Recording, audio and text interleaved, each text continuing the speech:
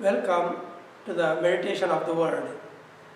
Jesus said, I am the good shepherd. That means we are all sheep and he is the shepherd. There's a metaphor he uses to teach us about our life and our needs, how our life can be better, secure, joyful, and blessed. So I read from Gospel of John, chapter 10, verse 11 and 14. I am the good shepherd. The good shepherd lays down his life for the sheep. And 14 says, I am the good shepherd. I know my sheep, and my sheep know me.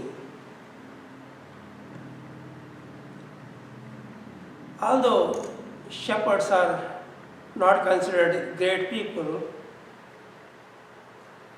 God chose the metaphor of shepherd to introduce himself to us.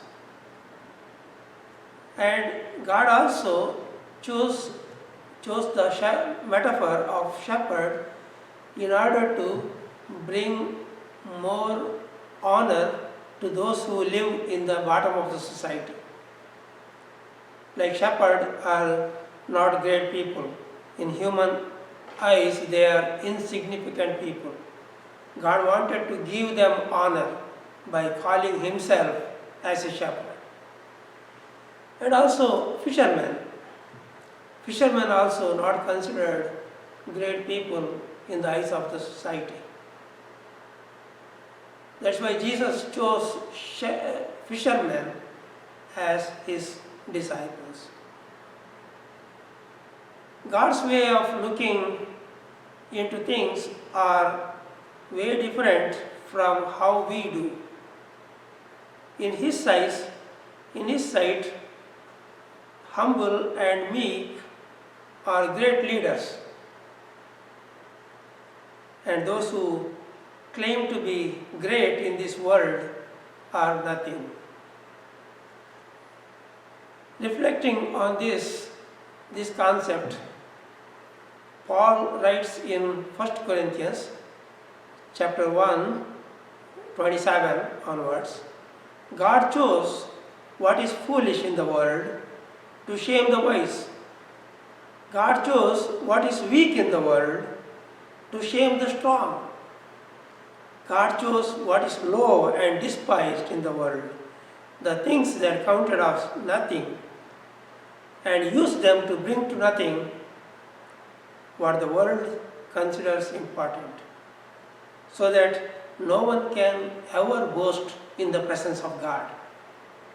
That is the purpose. God chose what is weak, what is foolish, what is low in this world.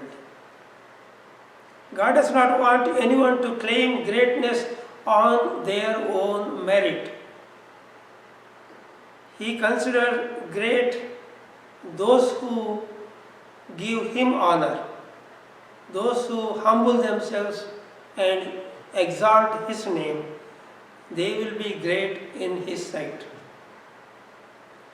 Think about who God made great in the Old Testament time. They are all shepherds. God does not, particularly Abraham, he was a shepherd. He was a great man in Israelites, their belief, their faith, their religion. He is an ancestor of Israelites. And Jacob, who was also called the father of nation of Israel. And Moses, he is greatest man in the history of Israel. And he is like Jesus figure in the Old Testament. Moses is like a savior in the Old Testament. He delivered the nation of Israel from slavery. and led them to the promised land.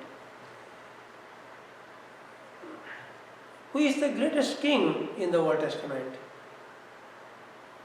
It was King David. And King David was a shepherd. Prophet Amos was a shepherd. Even Noah, who built the ark, he was shepherd. In the Bible, God himself claimed to be shepherd. So Prophet Isaiah writes, "The Lord tends his flock like a shepherd. He gathers the lamb in his arms and carries them close to his heart." Psalm 23:1 says, "The Lord is my shepherd, I shall not want." And Psalm 103 verse 3, "We are his people, the sheep of his pasture." God named himself a shepherd in order to honor all those who are shepherds, or those who have no value in this world. Even today, after 2000 years, Jesus, who is I am, and he lives with us, and he says, "I am the good shepherd." When Jesus declares, "I am the good shepherd," he wants us to know two things. First, we are the sheep in need of shepherd. Unfortunately, we are compared to sheep. Being sheep is not an honorable position. Sheep are most stupid animals on the planet. Unlike pets, they are not clean animals either, because having so much thick wool over their body, they cannot keep themselves clean from dirt. The biggest problem with sheep is they are unteachable.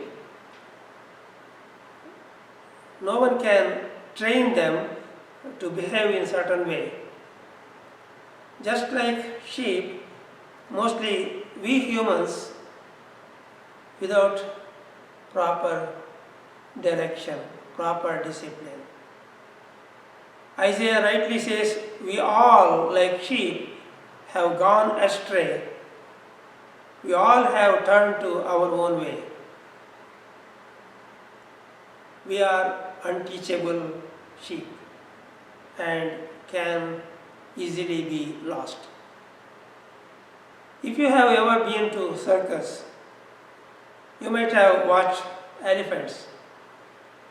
Even elephants can be trained to act in a certain way or to honor its master. Although they are big animals, they are very submissive to those who are their master, even the human beings. We can train a horse, we can train a dog, or even cat, or even fleas. Have you watched flea circus? Yeah, fleas can be trained. There are some videos about that. But no one can train a sheep. You may try to make the sheep play dead. Then only way to make that happen is to shoot them. And that works only one time. And then the game is over. Sheep are not smart animals. Sheep are stubborn. Do you know someone who is stubborn and arrogant? Don't show finger at that person right now. We don't believe we are stubborn because we are too stubborn to admit that. People do stupid things knowingly that they are wrong. They do wrong. but still they do it. They get addicted to harmful things, even though those things destroy them. They don't like to be told what to do. They want to lead, not to follow. But unfortunately, they do not know where they are going. Here is a real story. In 2005, one sheep decided to jump over a cliff, enticing nearly 1,500 other sheep to follow. 450 sheep were killed right away on the spot, and the remaining sheep survived because they fell on the dead sheep, and dead sheep cushioned them and they survived. This was happened in Istanbul, Turkey in 2005. The shepherds led their sheep on the field to graze. The shepherd of these sheep, they were relaxing and taking their breakfast while these sheep walked away. When they woke up to check their sheep, they found that they were all gone. The estimated loss was approximately more than $100,000, which was quite big a loss for those shepherds. Jesus knew we are like sheep without shepherd. That's why he came to save us. That's the reason he became like one of us. He became sheep to be slaughtered in order to save dying humanity. Have you found good shepherd? We can test ourselves following the checklist. There are symptoms of those who do not follow the shepherd. Read Galatians chapter 5. The list is there: lustful desires, hostility, quarreling, jealousy, anger, selfish ambition, envy. The list goes on. Even there are lists of good things that people do, those who follow shepherd. So check Galatians chapter 5. Jesus is our good shepherd. And we sing, He knows my name, He knows my every thought. He sees each tear that falls, and He hears me when I call. We are called to be like shepherd. There is a second point. The shepherds are metaphors for leaders. Even though we haven't seen sheep or shepherd around us here, this metaphor is very powerful in the Bible. There are about 50 times shepherds were mentioned in the Bible, and more than 500 times sheep were mentioned in the Bible.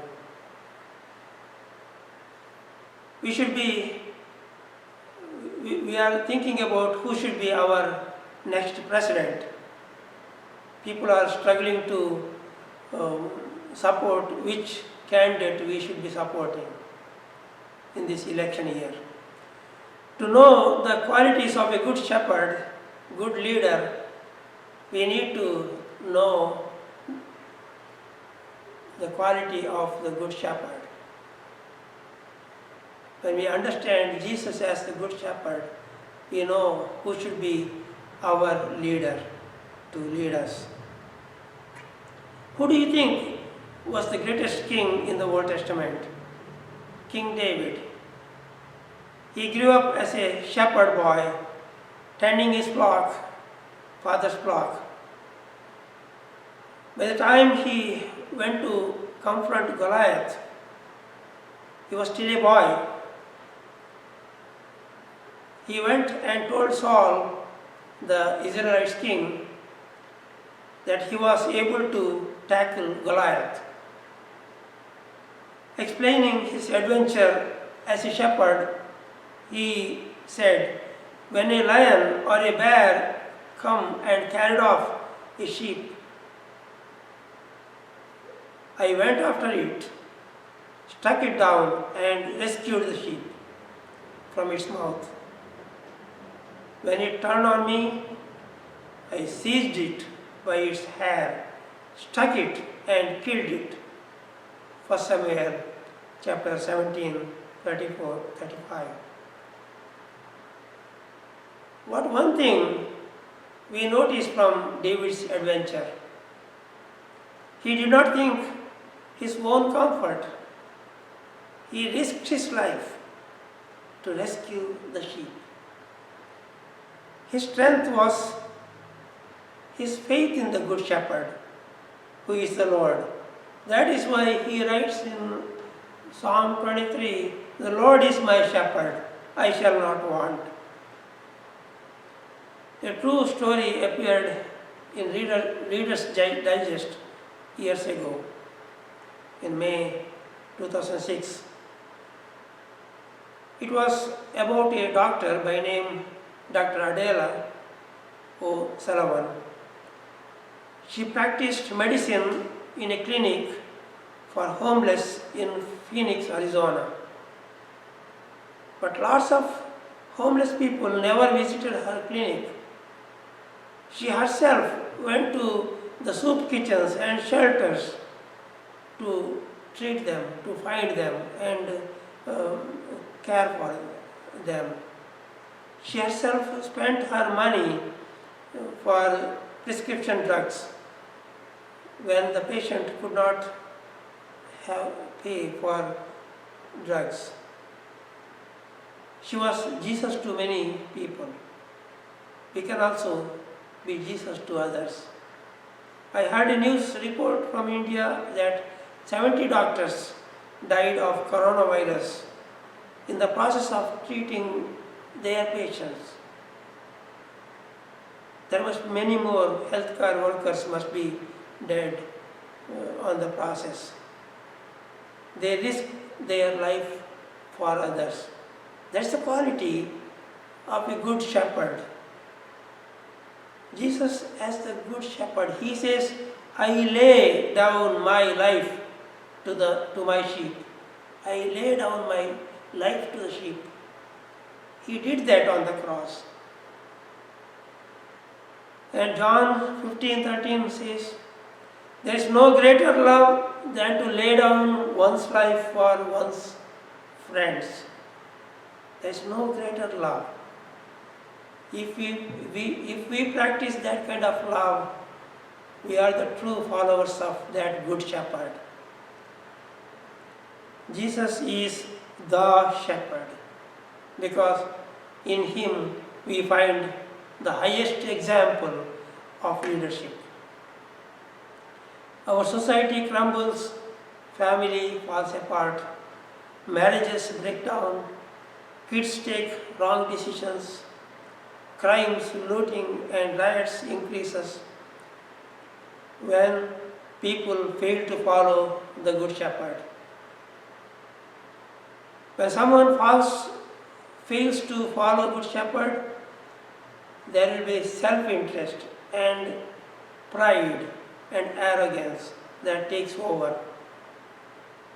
The sheep without shepherd destroy themselves and others. Humility and self-giving are the marks of godly leaders. Jesus said, "Whoever would be great among you must be your servant, and whoever would be first among you must be your slave." Are we the sheep of this good shepherd?